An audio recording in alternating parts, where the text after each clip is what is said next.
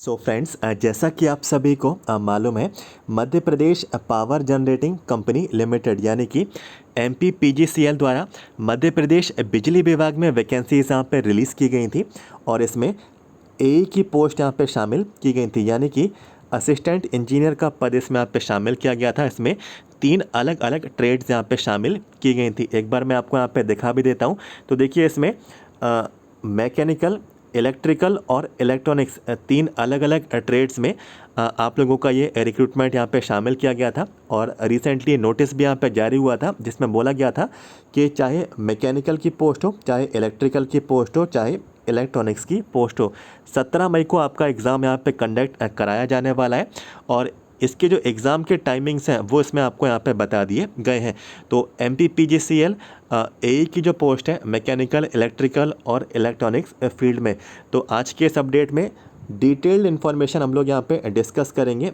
आपका यहाँ पे सिलेबस यहाँ पे क्या रहेगा, एग्ज़ाम का पैटर्न यहाँ पे क्या रहेगा, कितने क्वेश्चंस आप लोगों के आपके एग्ज़ाम में पूछे जाने वाले हैं, क्या इसमें आप लोगों के लिए नेगेटिव मार्किंग है या फिर नहीं है, तो ये जानकारी भी हम लोग यहाँ पे डिस्कस करेंगे। और सबसे महत्वपूर्ण बात, सभी कैटेगरीज, चाहे आप लोग यहाँ पे अनरिजर्व हो, चाहे आप लोग OBC हो, चाहे आप लोग यहाँ पे SC हो, चाहे आप लोग यहाँ पे ST हो, चाहे आप लोग यहाँ पे EWS हो, आप लोगों के लिए मिनिमम पासिंग मार्क्स यहाँ पे क्या रहेंगे, तो ये जानकारी भी मैं आपको यहाँ पे दूंगा। मिनिमम पासिंग मार्क्स का मतलब ये है मिनिमम क्वालिफाइंग मार्क्स।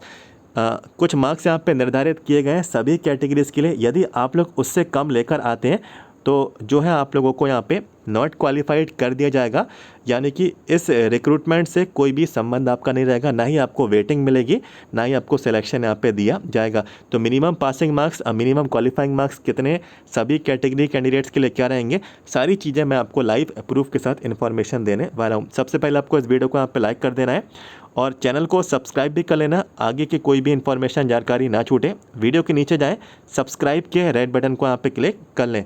तो चलिए शुरुआत करते हैं अपने अपडेट को, बढ़ते हैं इन्फॉर्मेशन की ओर। तो सबसे पहले मैं आपको नोटिफिकेशन ओपन करके दिखाता हूँ। तो दोस्तों देखिए, ये इसकी ऑफिशियल वेबसाइट है और सबसे पहली नंबर पे देखिए यहाँ पे ये रूल बुक। तो रूल बुक पे यहाँ पे मैं क्लिक कर देता हूँ और रूल बुक मेरे पास ऑलरेडी डाउनलोड है। तो ये देखिए रूल बुक यहाँ पे ओपन हो चुकी है। हमको यहाँ पे डायरेक्टली इन्फॉर्मेशन पे आना है, एग्ज़ाम का पैटर्न, एग्ज़ाम का सिलेबस। तो देखिए सिलेबस की जानकारी तो आपको यहीं पे आपको प्रोवाइड करा दी गई थी। देखिए ये जो F नंबर का पॉइंट आप लोग देख रहे हैं, indicative syllabus for computer based test, तो सबसे पहले यही मैं आपको ओपन करके दिखा देता हूँ। ठीक है, तो जो भी आपकी फील्ड है, चाहे आप लोग मैकेनिकल हो, चाहे आप लोग यहाँ पे इलेक्ट्रॉनिक हो, इलेक्ट्रिकल हो, चाहे इलेक्ट्रॉनिक्स हो, तो यहाँ पे आप लोग इस पर देखिए क्लिक कर देना, आपको सिलेबस मिल जाएगा। ठीक है, इसके बाद एक जानकारी सभी पोस्ट के कैंडिडेट्स के लिए है, जनरल अवेयरनेस एप्टीट्यूड का जो पार्ट है, ठीक है, इसमें आपसे यहाँ पे पूछा जाएगा, तो सभी पोस्ट के लिए, तो ये भी सभी पोस्ट वाले कैंडिडेट ज़रूर देखना। तो ये सिलेबस की इन्फॉर्मेशन दी, आप लोग भी सिलेबस जो है वेबसाइट के माध्यम से चेक कर लेना। ठीक है, अभी मैं आपको ऑफिशियल वेबसाइट पे आपको यहाँ पे नोटिफिकेशन सबसे पहले ये आपको ओपन करके दिखाता हूँ। तो देखिए ये नोटिफिकेशन है, शुरुआत में ये जारी हुआ था। नीचे हम लोग यहाँ पे आएंगे तो यहाँ पे आपको यहाँ पे जानकारी मिल जाएगी, चयन की जो प्रक्रिया है आपको वहाँ पे आना होगा।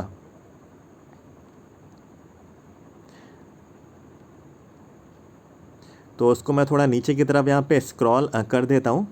चयन की प्रक्रिया देखिए 6 नंबर का पॉइंट है, 17वें नंबर का ये पेज है।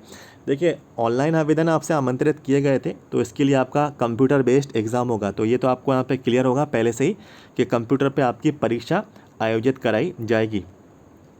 और यहाँ पे दोस्तों देखिए सबसे जो महत्वपूर्ण पॉइंट है कि 100 प्रश्न इसमें आप लोगों के पूछे जाएंगे।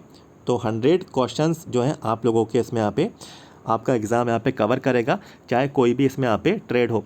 ठीक है, इसमें से जो 75 क्वेश्चंस हैं 100 में से जो आपके 75 जो सवाल हैं कहाँ से आएंगे, संबंधित विषय पर आधारित होंगे। तो आपके विषय पे, ठीक है, आप इलेक्ट्रॉनिक्स हैं तो इलेक्ट्रॉनिक्स से आएंगे, ठीक है, आपका इलेक्ट्रिकल है तो इलेक्ट्रिकल से आएंगे, और अगर आप लोग यहाँ पे मैकेनिकल से हैं तो आपके उस वाले पार्ट से 75 सवाल आएंगे। बाकी के जो इसमें जो 25 सवाल हैं, तो जो 25 सवाल का जो पोर्शन है आपका, ये आप लोगों का, जैसा कि मैंने आपको बताया था, एप्टीट्यूड वाले पोर्शन से रहेगा। ठीक है, लिखा है सामान्य ज्ञान। ठीक है, तो आपका ये जीके रहेगा और रीजनिंग रहेगा। ठीक है, तो ये वाले पार्ट से आपके 25 सवाल पूछे जाएंगे।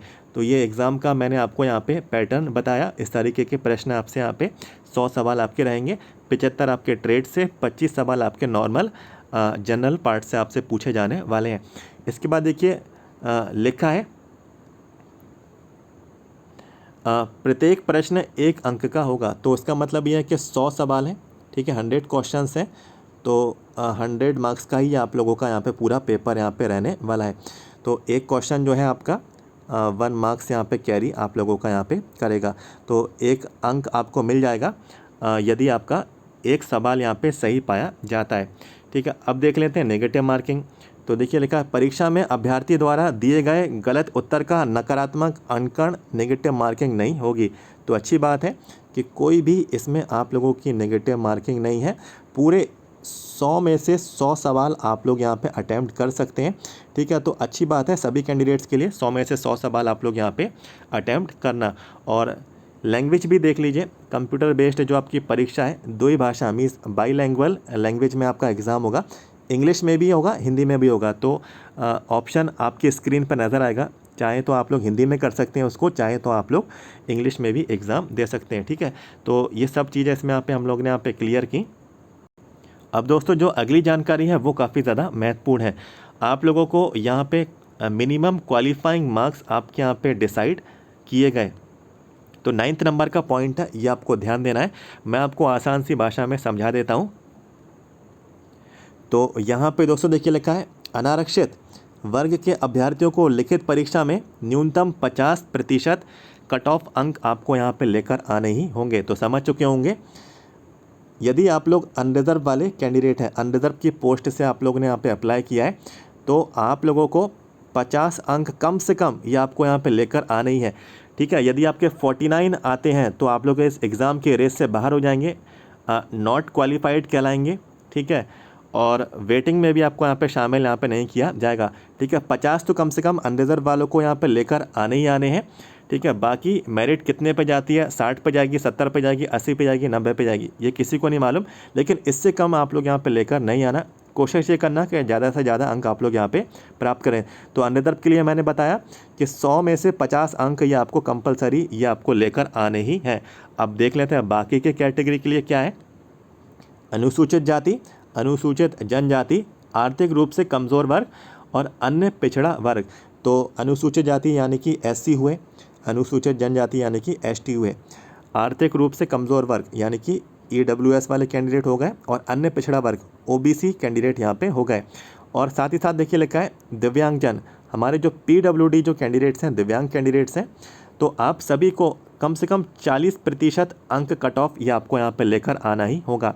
सिंपल सी भाषा में मैं बोलूँ कि 40 आउट ऑफ 100। ठीक है, ये आप लोगों के लिए प्रावधान यहाँ पे रखा गया है।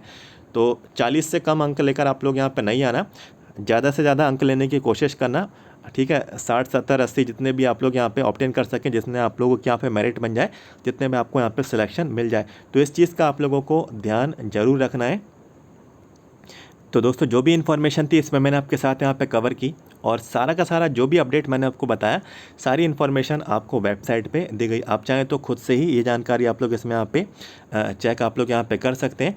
और यदि आपको इस वीडियो के माध्यम से जानकारी मिली है तो आप सभी को सबसे पहले अपने सभी फ्रेंड्स लोगों को इस वीडियो को शेयर कर देना है। अपने सभी फ्रेंड्स लोगों को इस वीडियो को शेयर करना, आपके व्हाट्सएप पे जितने भी आपके ग्रुप्स हैं, जितने भी फ्रेंड्स हैं। और जानकारी अच्छी लगी है तो वीडियो को लाइक भी करना है। चाहे तो एक थैंक यू का मैसेज भी कमेंट बॉक्स में टाइप कर सकते हैं, बहुत ही अच्छा लगेगा जब आपका ये रिस्पॉन्स आएगा। चैनल को भी सब्सक्राइब कर लें, आगे की कोई भी अपडेट, कोई भी जानकारी आपसे ना छूटे। तो वीडियो के नीचे जाएं, सब्सक्राइब के रेड बटन को क्लिक करें, आगे की हर जानकारी इसी तरीके से पाते रहें। Thank you so much.